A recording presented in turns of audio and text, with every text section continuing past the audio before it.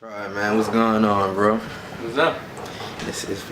I see the first show, man, and the first open mic. I went for you, bro. I think everybody was joked out laughing and How stuff. did you off being a comedian, man? I mean, I was always a class clown growing up. I like making people laugh, so I was like, I gotta be a comedian. Now, in school, how you feel you was a class clown? You feel it just came natural to you, the funniness? It just came natural. I wasn't really focused on work like I should have been. But I think I like making people laugh a lot. So. Right. Now, where you grew up at, man? You from New Orleans? Yeah, I'm from New Orleans. I'm from the Ninth Ward. I stay in the East. Now, how was school? When you say you was a class clown, was it just natural jokes or more ribbon, things like that? Ribbon, natural jokes. Being at home, I just shared what I do at home with my friends and stuff, and they thought it was funny. Now, how old are you, man? I'm 18, just turned 18. And why comedy out of everything? A lot of people do other things. You in college right now? Yeah, I'm going to Bethune-Cookman University. Congratulations, man. But why comedy? I just first it was acting, but I really like just making people laugh. And I like audiences. I just like, it's not like I'm an attention seeker, but I just like being in front of people, making them laugh. Start a show, huh? Yeah. Now, I'm saying that, when did you realize you was first funny? I mean, I realized I was first funny. I see in ninth grade, in ninth grade, I was just cracking jokes, just always telling jokes. And it got to a point where I was just, every day, just cracking jokes. And the teachers wouldn't put me out, because I would just keep the class laughing, but I knew how to get back to my work. Right, so the teachers was enjoying it too. Yeah, the teachers was enjoying it too, so that just kept me going. Now your first open mic, you told me how long was it? How long did it last? I did 7 minutes. 7 minutes, and where was it? It was at the Ave. Yeah. All right, and how you feel? I guess the audience reaction was the whole 7 minutes, being at your first stand-up time. First, I was nervous. So I just think the audience, most of the audience was my friends and a couple of adults I didn't know. So, but I think I did good. I think they received me quite well. Now, do you want to be just stand-up comedian? Because now they got the Instagram comedians who not really stand-up, just the wilding out comedians, things like that. You want to just be full stand-up? I want to be full stand-up and do a little. I want to do movies too, but I want to take the traditional route and just do stand-up and not make videos and stuff. Of course. Now, who are some comedians, stand-up comedians who your top 5 is? Who influenced you? Martin Lawrence, Richard Pryor, Chris Rock, Dave Chappelle, and a lot of people don't really respect Jamie Foxx as a great comedian. I like that Jamie Foxx. But Jamie Foxx is an underrated. His stand-up is underrated. He one of my top 5 comedians. I'm not saying that with those 5 comedians. What I guess qualities you admire about those comedians? Each one. They just have all of them have different things that make people love them. Like Martin, he did so many characters, and Eddie Murphy too. He had they all could do impressions. I'm not really an impressionist, but that really showed me how talented they are, and I wish to be like them or better than them. Facts. Now, Troy, man, what qualities you feel you have right now, and the qualities you feel you have to improve on? I just feel like I'm really like I'm a physical comedian. Like I'll move around the stage. My first show I didn't really move around, but that's what I got to work. I want to be a physical comedian. I'm relatable. That's what I'm really strong on. A lot of people can relate to me because that's all I talk about in my sets. Definitely. Now, I'm saying that. Where do you come up with the material for your comedy? Just everyday life.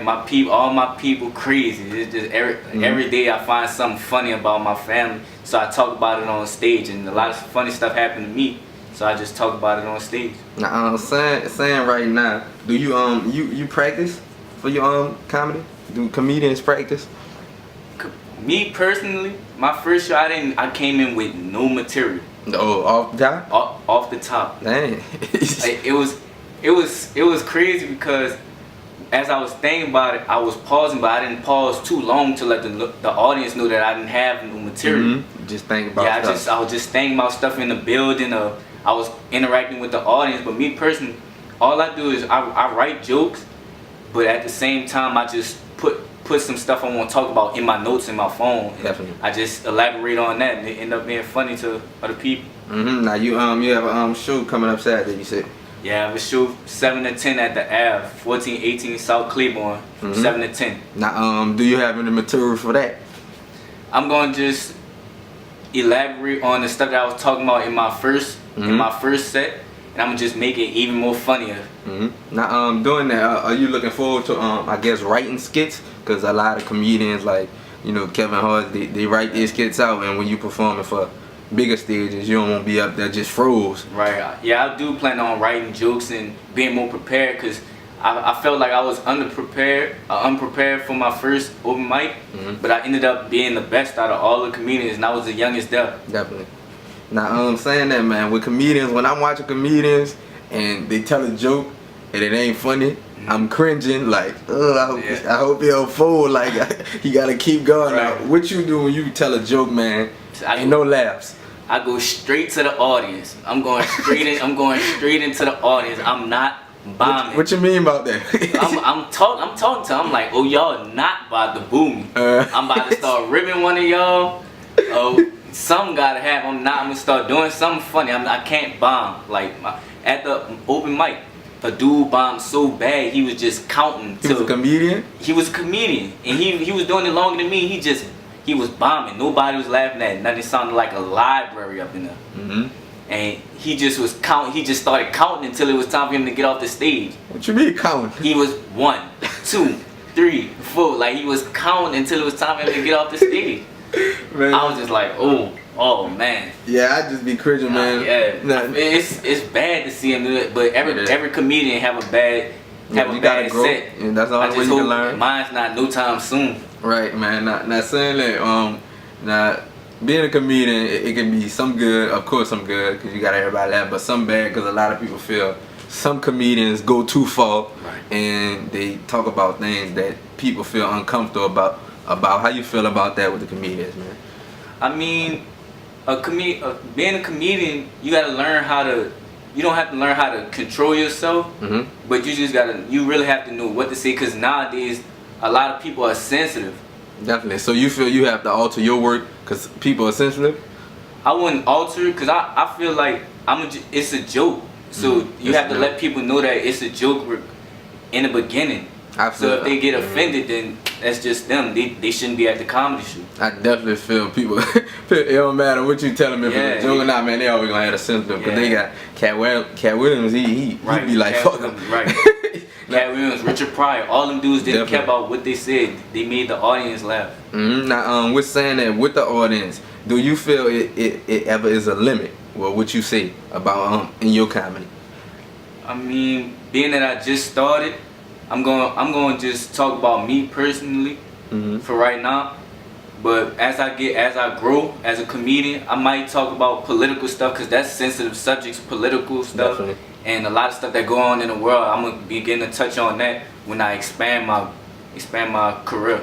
Definitely. The thing I think is, though, I feel, even though I'm not a comedian, the most sensitive subjects could be the most funniest ones. Like the political, like when people talk about gay. I feel like it's funny, but it's funny. Definitely, man. Now, what's saying that, man? In comedian, what you feel you have to do? I guess in New Orleans, since we're in New Orleans right now, you feel to grow your brand, even though you're just starting to the next level, because you're in college right now. They could be a big blow for you. Right now, I just gotta stay focused, because you don't hear about a lot of big comedians coming out of New Orleans, and I want to be that first big comedian that's really like. They have some talented comedians in New Orleans, like Mark Caesar. He gave me the opportunity to perform at his open mic, and he believed in me. After I performed, he tweeted. I was the only person on his page to tweet that he said "A Star Is Born," and I'm gonna make sure that I hold him that he gonna put me on. For sure, man. Now, who are some comedians I guess you look at in New Orleans who are not mainstream, just local right now? Do you look at some of them? Duchane is a favorite of mine. I'm close to him. Duchane, Mark Caesar, like I said, and you even interviewed one of them, Coop, Too Funny. He's real talented. They have a lot of people that's talented in New Orleans. Definitely not, man. What stand up? You say you want go into a little bit of acting. Do you ever see yourself collabing with any I guess comedy artists? Yeah, one day I hope to do a few videos with them, because they're just thinking about me collabing with them dudes is gonna be something special because I believe I'm funny and they're funny, so it's gonna be something real hilarious where everybody just gonna be able to laugh at it. Nah, personally, me, I respect the comedians because it's hard to get in front of A lot of people. A lot of people, man, and just by yourself. It ain't like other things. Rapping, you got your posse with you, but when you up there, even though you haven't hit a big stage yet, how you just be feeling, man? How you feel? What's the feeling for you? Well, like I said, my first show I was real nervous because I didn't know. My friends always told me I was funny. Teachers always told me I was funny. But like the whole time I was preparing, while I was saying that I was gonna go to the open mic, I had jitters. I was like, man, do I really want to go? Am I really that funny that people say I am? But I was like, I just couldn't. I was already telling people I was going, so I had to follow through with it and go, and I ended up killing it. Right now, you said you start college August, right? Yeah. Now, what you looking to bring to the college classroom, man? I'm trying to get my name out there on campus. I'm gonna be in every group. I'm performing on every open mic. Yeah, every open mic, every opportunity I get to be in front of an audience. That's when I'm gonna take my chance to get famous or get exposed. Definitely. Now, in New Orleans, man, you say they haven't had too many big comedy people from there. What's the ultimate goal for Troy, man? What's the ultimate goal for you with this comedy? With comedy, I want to be the best to ever do it. I want to be talked about with Kevin Hart, Martin Lawrence, all them dudes. I want to be talked about as the greatest to ever do it. Now, man, I definitely appreciate the interview, man. I appreciate you too. Just tell the people on your social media platform, man, where they can reach you if they want to book you for a show. Yeah. Anywhere, man. You just hit me up on Twitter. That's the only social media I have right now. So you hit me up at Troy Got Next.